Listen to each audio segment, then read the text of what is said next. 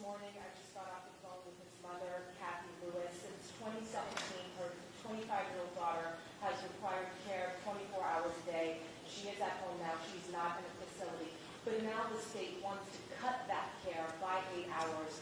She's not sure why this is happening. Is that legislation you're talking about? She just got a letter from the Agency for Persons with Disabilities. Can you show me the letter so we can look at it? The letter, but what would you tell this mother? Well, I want to see it. I mean, what happens is, if there's a bureaucratic issue, we want to come in and try to help people out. And so if you get that to us, we will absolutely work. I know the legislature is working on different things. We've had issues. I mean, there's been a huge increase in Medicaid, of course, but the reimbursements are low, so those are going to go up because it's harder to get people, and folks need care. So you're going to see, I think, some issues with the legislature in terms of that. But that particular case, if you get us that, I will talk to the agency and we'll see what we can do. Bill is on the floor of the Senate today. I spoke with Senate President Wilton Simpson over the summer. He's a big supporter of this $8 million for a long-acting contraception program. A lot of health experts and doctors feel like that's the best way to cut down on abortions is by reducing unwanted pregnancies. I'm wondering if you agree with that approach and if you plan to veto that program as you did last year. I don't recall that, to be honest with you, so I'd have to look and see and get back to you. In terms of the State of the Union, I know you said you fell asleep before it ended, but is there any parts of it you did agree with that you heard? I think I'd have to think about some of the stuff. Well, I agree. If you think about what they've done, Fauci is in the witness protection program now.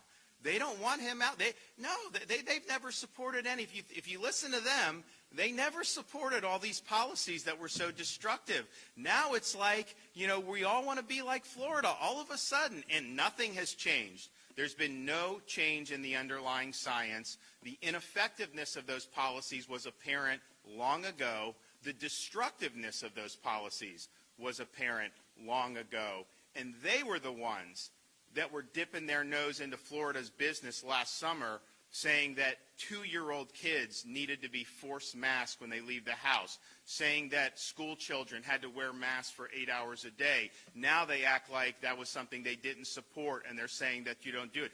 They actually said 2 weeks ago that everyone at the speech had to have an N95 mask. Then they changed it. How did the science change in 2 weeks? It changed. It didn't change. They changed that because they knew it would be a terrible visual to have all these people there suffering in mass, socially distant, while the rest of the country is out living their lives. And so I'm glad that I think it was because of politics. I don't think this was a legitimate conversion. I think they're getting negative polling, and I think most Americans associate these never-ending restrictions with their administration and like-minded governors and mayors. And it's interesting because for every governor or mayor that takes restrictive action, mandate, lockdown, almost all say, critical of Florida.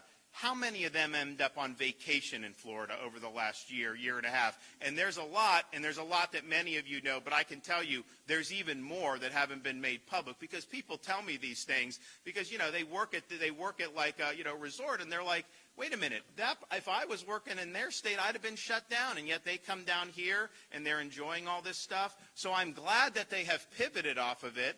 I think it's been really damaging, and I think you're going to continue to see problems with what we're seeing with some of the school children, how they were treated in a lot of these different parts of the country. I mean, can you imagine, like, you're in Chicago or Los Angeles or some of these places, and you can't get your kid in school for the entire year last year?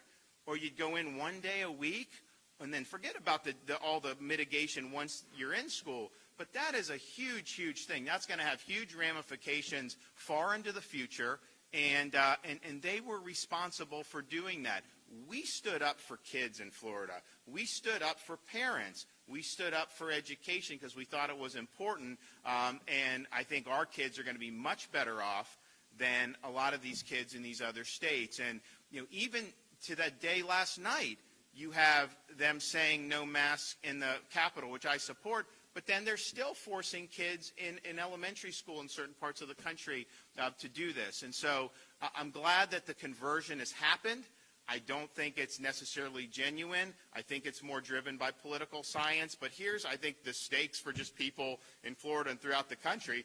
Once we get through that midterm election, I think people that are of that mindset will probably look to clamp down again. And so the only way you could be sure that your freedoms are going to be respected is to make sure that you're supporting people who have demonstrated a record of actually supporting your freedoms. Yes, sir. Could you address the crisis in Ukraine and how the president is handling it, and is there anything you would do differently if you were in charge? Well, I said the other day that if you look at what's going on in someone like Vladimir Putin, I analogize him to basically an authoritarian gas station attendant. If you look at their country, it's a hollowed out country, but for the energy. And yes, they have legacy nuclear weapons, which makes them much more dangerous than if they didn't have those. And so he's in a situation where his ideology, I think, is try to reassemble some of the lost glory of what they had. Now, the Soviet Union was not a glorious entity. I mean, this was one of the most evil regimes in modern history, and the result was a lot of deaths because of Soviet communism and Chinese communism in the 20th century. But his view is that the dissolution of the Soviet Union was a bad thing, and so he's being fueled because America's not serious about energy independence right now, and Europe is not serious at all. So Europe is funding this guy, so he has the ability now to go in and flex muscle.